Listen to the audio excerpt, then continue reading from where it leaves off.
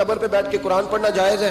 لو دلیل سن لیں، مشکات کی حدیث ہے کتاب الایمان میں، رسول پاک پڑھیے درود شریف صلی اللہ تعالی علیہ وسلم۔ حضور صلی اللہ علیہ وسلم نے حضرت سعد بن معاذ کا جنازہ پڑھایا، پھر حضور قبر پہ کھڑے ہو گئے اور نبی پاک تسبیح پڑھنے لگے، سبحان اللہ والحمد للہ ولا الہ الا اللہ واللہ اکبر۔ پھر حضور نے پڑھا سبحان اللہ والحمد للہ ولا الہ الا اللہ واللہ اکبر۔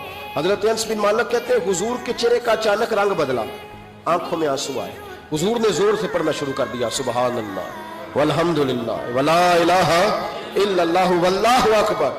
کہتے ہیں حضور نے زور سے پڑھا، آہستہ آہستہ محبوب کے چہرے پہ خوشی آنے لگ گئی۔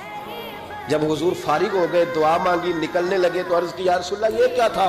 حضور فرمانے لگے تمہارے بھائی کی قبر تنگ ہو گئی، میں نے تسبیح پڑھی ہے تو اللہ نے اس کی قبر کو کشادہ کر دیا ہے، اللہ نے اس کی قبر کو۔